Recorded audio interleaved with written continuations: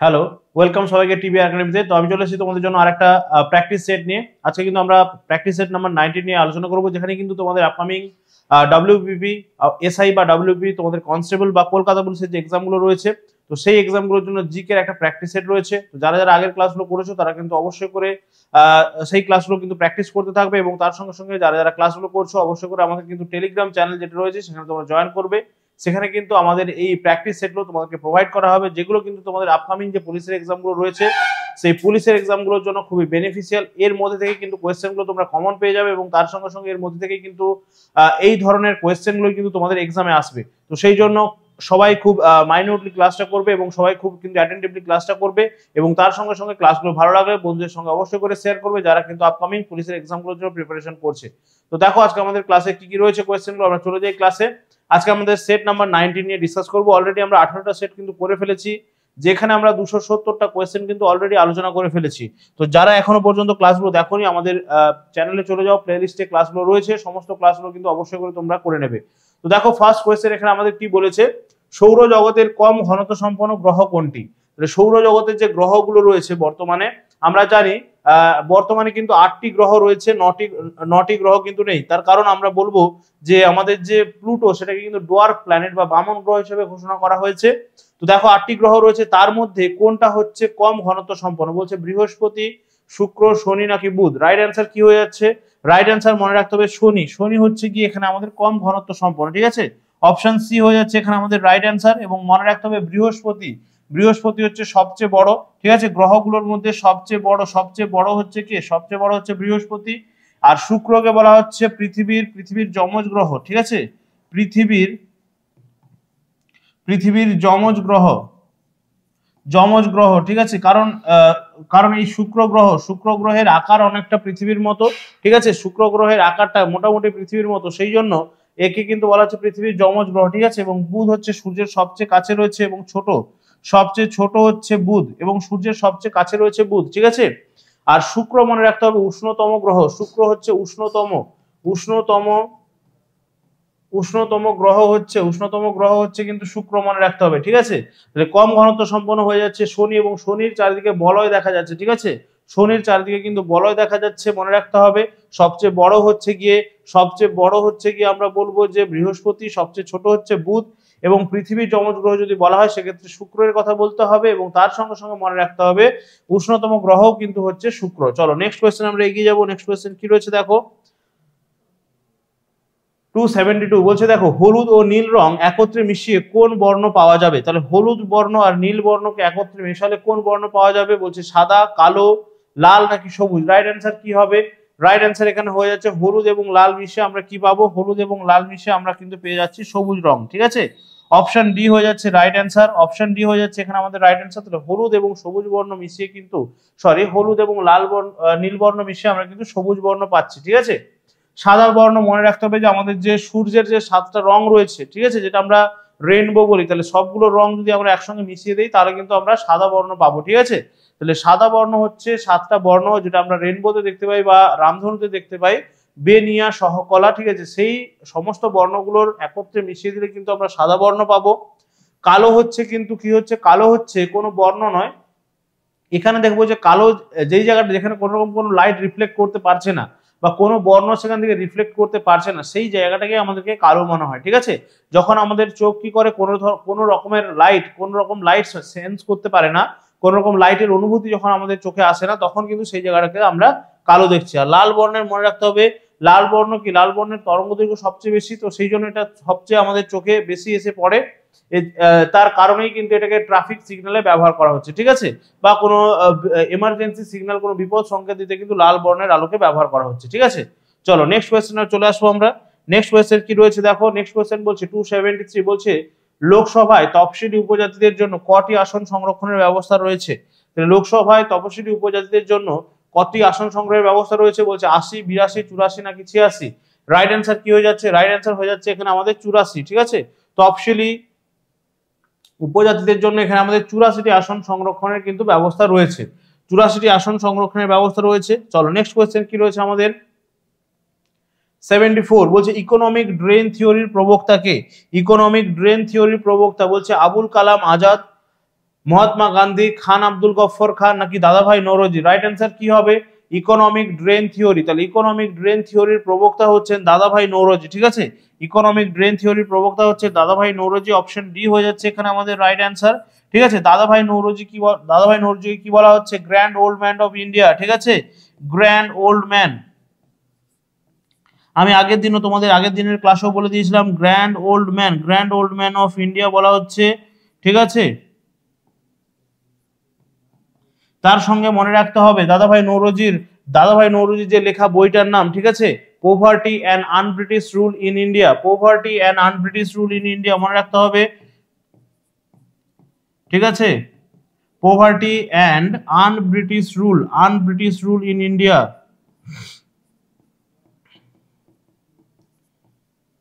Poverty and un-British rule in India. ঠিক আছে, এটা হচ্ছে তার বইটার নাম। ঠিক আছে, poverty and un-British rule in India, এটা হচ্ছে তার বইটার নাম। এবং তার যে উপাধি ছিল, তার যে টাইটেল, সেটা হচ্ছে grand old man of India বলা হচ্ছে। Grand old man of India বলা হচ্ছে। এবং এই যে drainage theory, drainage of wealth বা ইকোনমিক ড্রেন থিওরি বা ড্রেনেজ অফ ওয়েলথ থিওরি, ঠিক আছে, তার মানে তিনি বলেছিলেন যে আমাদের এখান থেকে কি হচ্ছে না, ওয়েলথ বা আমাদের এখান থেকে সম্পদ নিয়ে গিয়ে কি করছে না, ইংল্যান্ড কিন্তু ধীরে ধীরে ধনী হয়ে যাচ্ছে। তাহলে এই যে কনসেপ্টটা তিনি কিন্তু প্রথম বলেছিলেন, তো সেইটা কিন্তু তার হচ্ছে থিওরি আমরা বলবো। খান আব্দুল গফফর খানকে কি বলবো? খান আব্দুল গফফর খানকে আমরা বলবো যে সীমান্ত গান্ধী বা ফ্রন্টিয়ার গান্ধী। ঠিক আছে, সীমান্ত গান্ধী ছিল খান আব্দুল গফফর খানের উপাধি। সীমান্ত গান্ধী ছিল খান আব্দুল গফফর খানের উপাধি। খান আব্দুল গফফর খানের একটা দল ছিল, সেটাকে বলা হচ্ছে লাল কোর্তা বাহিনী। ঠিক আছে, লাল কোর্তা বাহিনী। লাল কোর্তা বাহিনী ছিল বলবো আমরা। ঠিক আছে, লাল কোর্তা বাহিনী ছিল তার দলের নাম। যাই হোক, লাল কোর্তা বাহিনী ছিল তার দলের নাম। তার একটা দলের নাম ছিল যার নাম ছিল লাল কোর্তা বাহিনী। এবং সীমান্ত গান্ধী বলা হতো খান আব্দুল গফফর খানকে। ঠিক আছে, এবং তিনি একটা পত্রিকা পাবলিশ করতেন। তাকে কি, সেই পত্রিকার নাম কি ছিল? পাখতুন। মনে রাখতে হবে, পাখতুন। ঠিক আছে, পাখতুন নামক একটা পত্রিকা তিনি কিন্তু প্রকাশ করতেন। তার দলের নাম ছিল লাল কোর্তা বাহিনী এবং তার উপাধি ছিল সীমান্ত গান্ধী বা ফ্রন্টিয়ার গান্ধী। ঠিক আছে, মহাত্মা গান্ধীর ব্যাপারে কি অনেক কিছু রয়েছে। তো মহাত্মা গান্ধী প্রথম আমাদের কি করেছিলেন? সত্যাগ্রহ চালু করেছিলেন। ঠিক আছে, প্রথম সত্যাগ্রহ চালু করেছিলেন। অহিংস আন্দোলন, অসহযোগ আন্দোলন, প্রচুর কিছু রয়েছে মহাত্মা গান্ধীর ব্যাপারে বলার জন্য। ঠিক আছে, মহাত্মা গান্ধীর আসল নামটা মনে রাখবে, যেটা মহাত্মা গান্ধীর অরিজিনাল নাম ছিল মোহনদাস করমচাঁদ গান্ধী। ঠিক আছে, মোহনদাস করমচাঁদ গান্ধী মনে রাখতে হবে। এবং আবুল কালাম আজাদ। ঠিক আছে, আবুল কালাম আজাদ কে ছিলেন? আবুল কালাম আজাদ ছিলেন আমাদের ভারতবর্ষের প্রথম যদি বলি আমরা শিক্ষামন্ত্রী ছিলেন আবুল কালাম আজাদ। ঠিক আছে, চলো তাহলে এই ইনফরমেশন গুলো একটু আমাদেরকে মনে রাখতে হবে। নেক্সট কোয়েশ্চেন আমরা চলে আসবো। নেক্সট কোয়েশ্চেন কি রয়েছে দেখো, বলছে বায়ুতে শব্দের বেগ কিসের উপর নির্ভরশীল নয়? বলেছে, ভালো করে খেয়াল করতে হবে, কিসের উপর নির্ভরশীল নয় বলেছে। তাহলে বায়ুর ঘনত্ব বলছে, আর্দ্রতা বলছে, চাপ বলছে এবং তাপমাত্রা। রাইট অ্যান্সার কি হবে? বায়ুতে শব্দের বেগ কিসের উপর নির্ভরশীল নয় বলেছে। তাহলে মনে রাখতে হবে বায়ুতে শব্দের বেগ ঘনত্বের উপর নির্ভরশীল। কারণ বায়ুর ঘনত্ব যদি কম বা বেশি হয় সেক্ষেত্রে শব্দের বেগের পার্থক্য হবে। আর্দ্রতা যদি কম বেশি হয় শব্দের বেগের পার্থক্য হবে এবং তাপমাত্রা কম বেশি হলেও কিন্তু শব্দের বেগের পার্থক্য হবে। শুধুমাত্র চাপের ক্ষেত্রে কিন্তু শব্দের বেগের কোনো পার্থক্য নেই। বায়ুতে চাপ যদি বেশি হয় বা কম হয় সেক্ষেত্রে কিন্তু শব্দের কিন্তু সেভাবে কোনো রকম কোনো বেগের পরিবর্তন হয় না। আচ্ছা, বায়ুর চাপ মাপা হয় কোন যন্ত্রের সাহায্যে? মনে রাখতে হবে বায়ুর চাপ মাপা হচ্ছে ব্যারোমিটার। ঠিক আছে, মিটার যন্ত্রের সাহায্যে বায়ুর চাপ মাপা হচ্ছে ব্যারোমিটার যন্ত্রের সাহায্যে। ঠিক আছে, ব্যারোমিটার যন্ত্রের সাহায্যে মনে রাখতে হবে বায়ুর চাপ মাপা হচ্ছে। ঠিক আছে, এবং আর্দ্রতা মাপা হচ্ছে হাইগ্রোমিটার যন্ত্রের সাহায্যে বায়ুর কিন্তু আর্দ্রতা পরিমাপ করা হয়। ঠিক আছে, ব্যারোমিটারের সাহায্যে চাপ পরিমাপ করা হচ্ছে এবং হাইগ্রোমিটারের সাহায্যে কি করা হচ্ছে? আর্দ্রতা পরিমাপ করা হচ্ছে। চলো নেক্সট কোয়েশ্চেনে চলে আসবো। নেক্সট কোয়েশ্চেন কি বলছে আমাদেরকে? 276 বলছে প্রেসার কুকারের উপর রাখা একটি ক্ষুদ্র ওজন বাষ্পচাপ বৃদ্ধি করে। কারণ প্রেসার কুকারের উপরে রাখা একটা ক্ষুদ্র ওজন কি করছে না? বায়ুর চাপ বৃদ্ধি করছে। তার কারণ কি বলছে? ধাতুর ঘনত্ব খুব বেশি, এটি বায়ুনিরুদ্ধ, স্পর্শতলের ক্ষেত্রফল খুব কম, নাকি উদ্ভূত চাপ যে ওজন রাখা হয়েছে তার উপর নির্ভর করে না। তাহলে রাইট অ্যান্সার কি হবে? রাইট অ্যান্সার হচ্ছে এখানে স্পর্শতলের ক্ষেত্রফলটা খুব কম, তার মানে প্রেসার কুকারে রাখা একটি ক্ষুদ্র ওজন, সেক্ষেত্রে কি হচ্ছে না তার স্পর্শতল যেটা ক্ষুদ্র ওজন বলা হচ্ছে, তাহলে স্পর্শতলের ক্ষেত্রফলটা খুব কম হচ্ছে। তো আগের দিন কিন্তু তোমাদের প্রেসার কুকার নিয়ে, প্রেসার কুকার কোন নীতির উপর বেস করে হচ্ছে সেটা কিন্তু ছিল তোমাদের কোয়েশ্চেন আগের দিন, সেখানে কিন্তু অবশ্যই করে বলেছি যেখানে তোমাদের কি হচ্ছে না এখানে কিন্তু উষ্ণতা কি করা হচ্ছে, বাড়িয়ে চাপটাকে বৃদ্ধি করা হচ্ছে, ঠিক আছে, উষ্ণতা বাড়িয়ে চাপটাকে বৃদ্ধি করা হচ্ছে। যেখানে দেখা যাচ্ছে আমাদের সাধারণ উষ্ণতাতে জল হচ্ছে 100 ডিগ্রি সেন্টিগ্রেডে হচ্ছে ফুটছে স্ফুটনাঙ্ক, সেখানে দেখা যাচ্ছে কি হচ্ছে না এখানে আমাদের প্রেসার কুকারের মধ্যে কি হচ্ছে 120 ডিগ্রি সেন্টিগ্রেডে কিন্তু জল ফুটছে, ঠিক আছে। তাহলে মনে রাখতে হবে প্রেসার কুকারের যে মূল নীতিটা কি আছে। নেক্সট কোয়েশ্চেনে চলে আসবো আমরা। নেক্সট কোয়েশ্চেন কি বলছে দেখো আমাদের 77 বলছে ভিল উপজাতি ভারতের কোন অঞ্চলে বসবাস করে? ভিল উপজাতি ভারতের কোন অঞ্চলে? বলছে পূর্ব ভারত, পশ্চিম ভারত, মধ্য ভারত নাকি উত্তর ভারত? তাহলে রাইট অ্যান্সার কি হবে? রাইট অ্যান্সার এখানে আমাদের হয়ে যাচ্ছে মধ্য ভারত, ঠিক আছে, মধ্যপ্রদেশ বা এই সমস্ত অঞ্চলে কিন্তু আমরা ভিল উপজাতিকে দেখতে পাবো, ঠিক আছে, ভিল উপজাতিকে দেখতে পাবো আমরা মধ্যপ্রদেশ এবং মধ্য ভারতের যে সমস্ত অঞ্চলগুলো রয়েছে সেই অঞ্চলগুলোতে, ঠিক আছে। চলো নেক্সট কোয়েশ্চেন কি রয়েছে, নেক্সট কোয়েশ্চেনে কি রয়েছে দেখে নেবো আমরা। নেক্সট কোয়েশ্চেন কি বলছে আমাদের,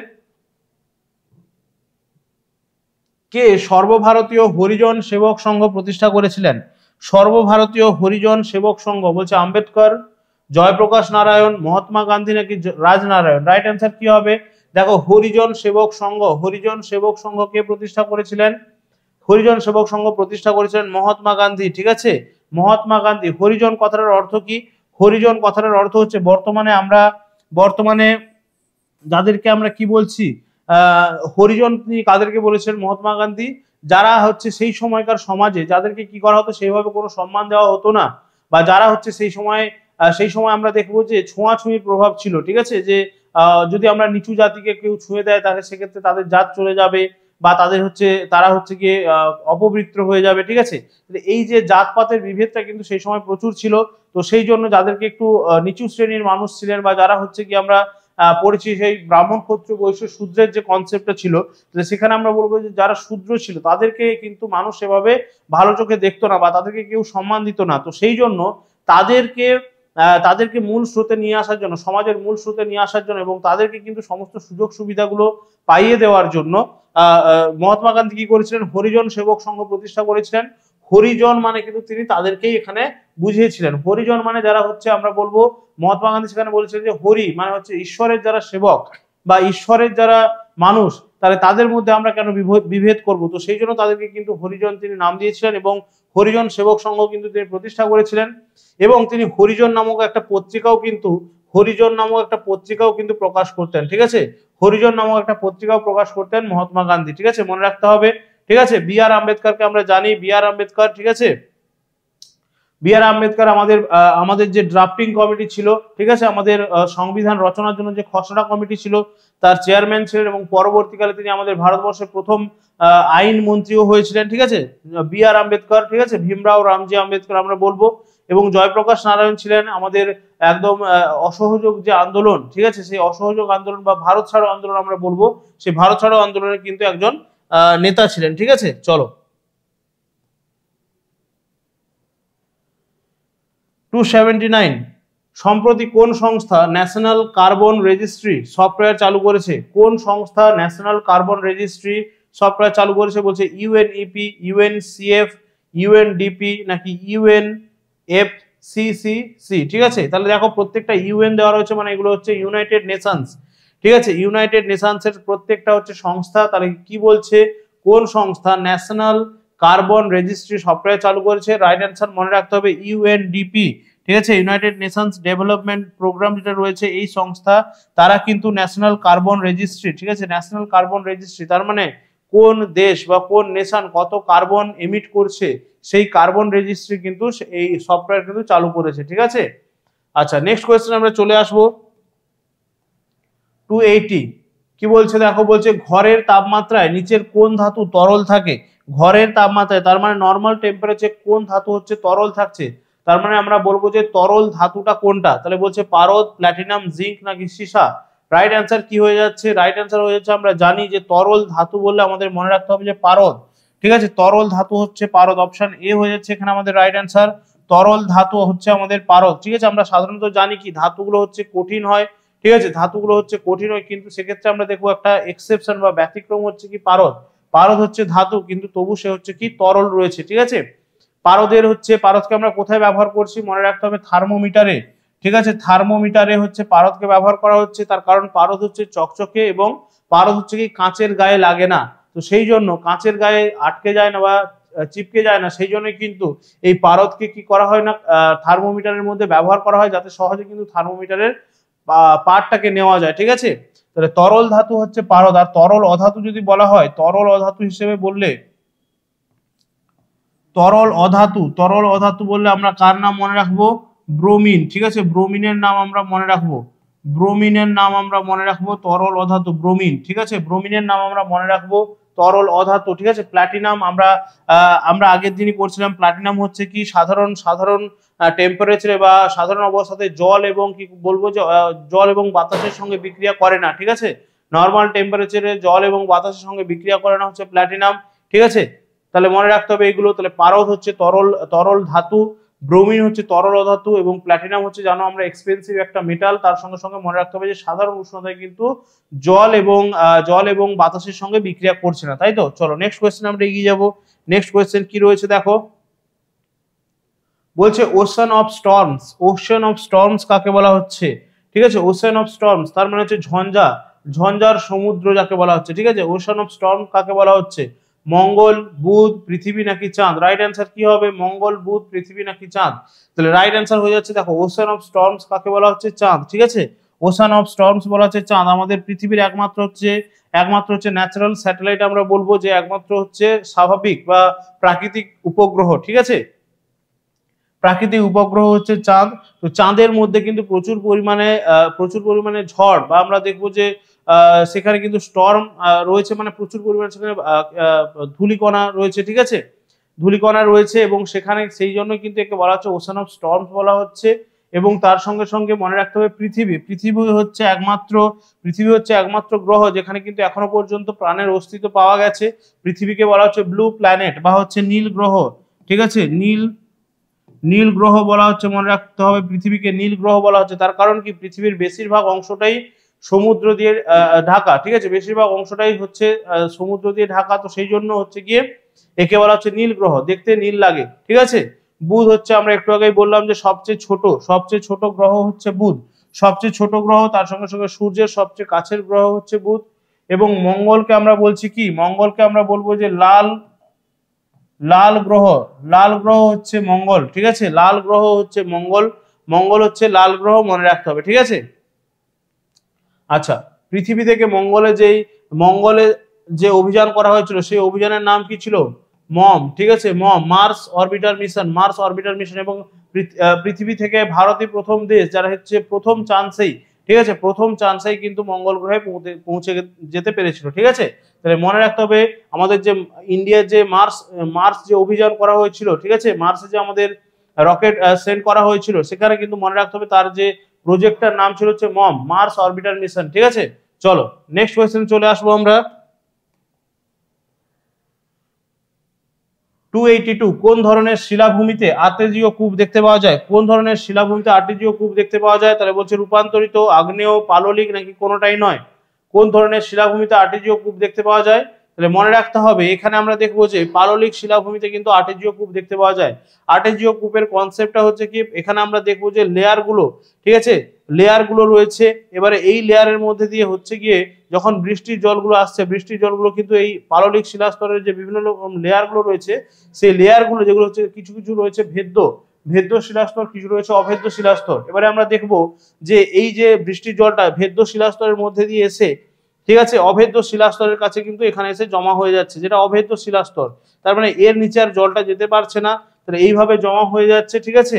এইভাবে কিন্তু জমা হয়ে যাচ্ছে এবং সেখান থেকে আমরা দেখবো যে এখানে যদি আমাদের কোনো কারণে এটা খুব ডিপ হয়ে যায়, ঠিক আছে, এই জায়গাটা যদি ডিপ হয়ে যায় তাহলে দেখা যাচ্ছে যে এখান থেকে কিন্তু এই জল কিন্তু বেরিয়ে আসছে, ঠিক আছে। আর্তেজীয় কূপের হচ্ছে কনসেপ্ট এটাই। তার মানে পাললিক শিলার যে স্তরগুলো রয়েছে ভেদ্য এবং অভেদ্য শিলাস্তরের, ভেদ্য শিলাস্তরের মধ্যে দিয়ে জলটা চলে যেতে পারছে এবং অভেদ্য শিলাস্তরে গিয়ে কিন্তু জলটা জমা হয়ে যাচ্ছে, ঠিক আছে। সেটাকে আমরা বলছি আর্তেজীয় কূপ। এটা কিন্তু একটা ন্যাচারাল প্রসেস, চলো নেক্সট কোয়েশ্চেন কি রয়েছে দেখো, বলছে নাইট্রিক অক্সাইড কি ধরনের অক্সাইড? নাইট্রিক অক্সাইড কি ধরনের অক্সাইড? বলছে আম্লিক অক্সাইড, ক্ষারীয় অক্সাইড, প্রশম অক্সাইড নাকি কোনোটাই নয়? নাইট্রিক অক্সাইড মনে রাখতে হবে এটা হচ্ছে একটা প্রশম, একটা হচ্ছে প্রশম অক্সাইড। নাইট্রিক অক্সাইড হচ্ছে একটা প্রশম একটা অক্সাইড। চলো নেক্সট কোয়েশ্চেন কি রয়েছে আমাদের কাছে দেখে নেব। নেক্সট কোয়েশ্চেন কি রয়েছে 284, বলছে সালোক সংশ্লেষের আলোক দশা কোথায় সংঘটিত হয়? সালোক সংশ্লেষের মধ্যে দুটো দশা আমরা জানি, একটা হচ্ছে আলোক দশা, একটা হচ্ছে আলোক নিরপেক্ষ দশা বা যেটাকে আমরা বলছি অন্ধকার দশা। তাহলে আলোক দশা কোথায় হচ্ছে এবং অন্ধকার দশা কোথায় হচ্ছে মনে রাখতে হবে। এখানে আমাদেরকে আলোক দশা বলেছে, তাহলে আলোক দশা হচ্ছে আমাদের ক্লোরোপ্লাস্টের গ্রানাতে।